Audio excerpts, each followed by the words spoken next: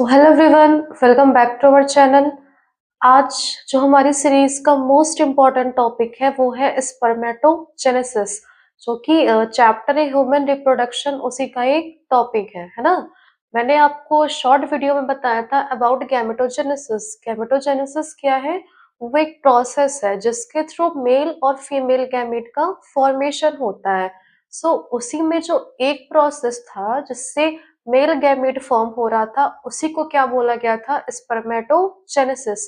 तो उसी को अब हम लोग इस वीडियो में थोड़ा डिटेल में जानेंगे कि आखिर वो प्रोसेस होती कैसे है। ठीक, अब यहाँ पे लिखा हुआ है स्पर्मेटोगोनिया। सबसे पहले अगर स्पर्मेटोजेनेसिस की प्रोसेस करनी है, मींस अगर स्पर्म का फॉर्मेशन करना है, तो उसके लिए क्या होना चाहिए? स्पर्मेटोगोनिया, या तो फिर आप इसको एक और नाम दे देते हैं मदर सेल, जो कि रिस्पॉन्सिबल होती है फर्दर स्पर्म्स के फॉर्मेशन के लिए। इसकी प्लॉइडी की बात करें तो इसकी प्लॉइडी क्या है? 2n, है ना। जितने भी सेल्स होते हैं ह्यूमन बॉडी में, वो सारे क्या होते हैं? डिप्लॉयड होते हैं। चाहे आपके लिवर के सेल्स हो, मतलब कोई भी सेल्स आप ले लीजिए, वो सारे क्या होते हैं? डिप्लॉयड होते हैं, एक्सेप्ट टू सेल्स, एक मेल गैमीट और एक female gamete, that is sperm और ओवम। वही यहाँ पे लिखा गया है कि जो स्पर्मेटोगोनिया है, जो हमारी मदर सेल है, उसकी प्लॉइडी क्या है? 2n है। ये क्या करेगा? माइटोसिस करेगा। Mitosis means mitotic division. Mitosis आपको पता है कि अगर कहीं भी माइटोटिक डिवीजन हो रहा है, तो उसका मतलब क्या है? वहां पे इक्वेशनल डिवीजन हो रहा है। इसका एक और नाम क्या होता है? Equational division. दैट मीन उससे जो फर्दर सेल फॉर्म होंगे, उनकी प्लॉइडी क्या होगी? सेम होगी as to the parent cell.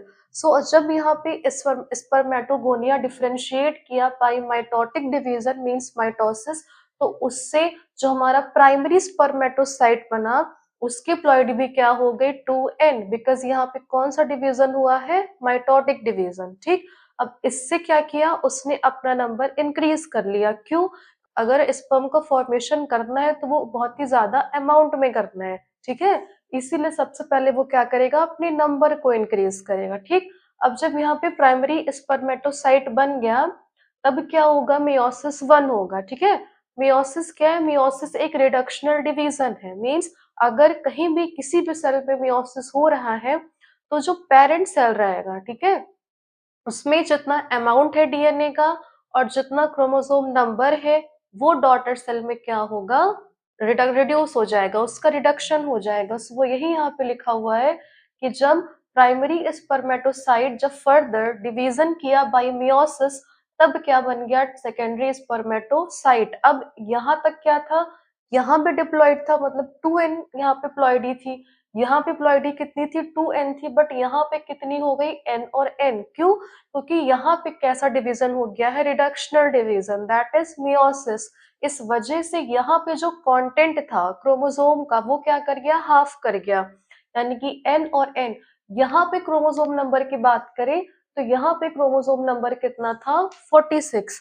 यहाँ पे बात करें तो यहाँ भी 46 था, बट यहाँ पे कितना हो गया? 23, क्योंकि यहाँ पे क्या हो गया? रिडक्शनल डिवीजन हो गया। इसी वजह से ये यहाँ पे क्या हो गए? हैप्लॉइड हो गए। ठीक, अब सेकेंडरी स्पर्मेटोसाइट फर्दर क्या करेगा? Meiosis second. मियोसिस सेकेंड क्यों? क्योंकि एक बार मियोसिस यहाँ पे हो चुका है, ठीक है, इसलिए यहाँ पे हम लोगों ने इसको नाम दे दिया मियोसिस 1।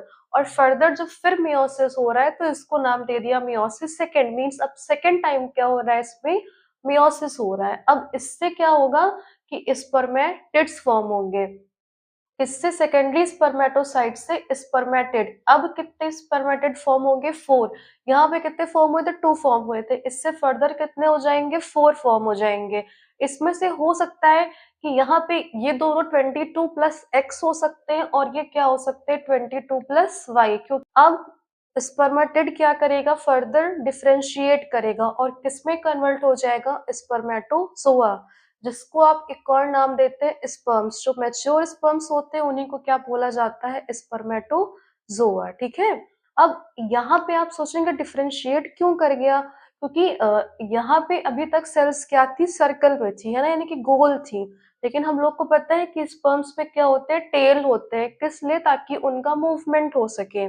इस वजह से ये स्पर्मेटेड क्या करते हैं, डिफरेंशिएट करते हैं और क्या फॉर्म कर लेते हैं, स्पर्मेटोजोआ। ठीक। सो अभी हम लोग जानेंगे हार्मोनल कंट्रोल ऑफ स्पर्मेटोजेनेसिस। ठीक है। कोई भी मेल या फिर बॉयज जब अपनी प्यूबर्टी हिट करते हैं तो उस उनमें एक हार्मोन होता है gonadotropic releasing hormone, that is GnRH. वो क्या करता है, उनकी एंटीरियर पिट्यूटरी पे जाके एक्ट करता है। ठीक है। और उसको स्टिमुलेट करता है कि भाई अब तुम क्या करो, एलएच और एफएसएच रिलीज करो। ठीक। तब एंटीरियर पिट्यूटरी उसको रिलीज कर देता है। तब क्या होता है कि जो एफएसएच होता है वो कहाँ पे जाके एक्ट करता है, सर्टोली सेल्स में। ठीक है। आपको पता है कि स्पर्म का फॉर्मेशन कहाँ होता है, टेस्टिस में। ठीक है। तो हम मान लेते हैं कि ये हमारा टेस्टिस का एक क्रॉस सेक्शन है। ठीक है। अब इसके चारों तरफ अंदर क्या होती है, ये एक लेयर होती है, जर्म लेयर होती है। और वो किस शेप की होती है, क्यूबॉइडल शेप की, है ना, यानी कि क्यूबॉइडल एपिथेलियम। इसी के बीच में क्या होती है, ऐसे इलोंगेटेड सेल्स होती हैं। इन्हीं इलोंगेटेड सेल्स को बोला जाता है सर्टोली सेल्स। अब ये सर्टोली सेल्स क्या करती हैं, कुछ फैक्टर्स रिलीज करती हैं जो फर्दर क्या करती हैं, स्पर्मियोजेनेसिस।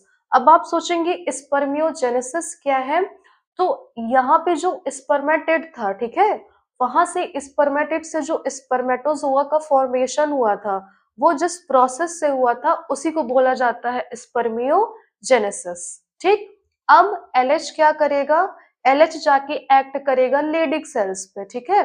लेडिक सेल्स क्या करेंगे, एंड्रोजन रिलीज करेंगे। एंड्रोजन या फिर इसको आप एक और नाम देते हैं टेस्टोस्टेरोन। ये क्या है, ये मेल हार्मोन है। ठीक है। इसको या फिर आप एंड्रोजन कह लीजिए या फिर टेस्टोस्टेरोन, वो एक ही है। सो ये पूरा क्या था, हार्मोनल कंट्रोल ऑफ स्पर्मेटोजेनेसिस। ठीक है। सो आज के लिए बस इतना ही। बाकी नेक्स्ट वीडियो में हम लोग पढ़ेंगे ओजेनेसिस। सो अगर आपको मेरी वीडियो अच्छी लगे तो आप वीडियो को लाइक करिए, चैनल को सब्सक्राइब करिए और शेयर करिए। Thank you.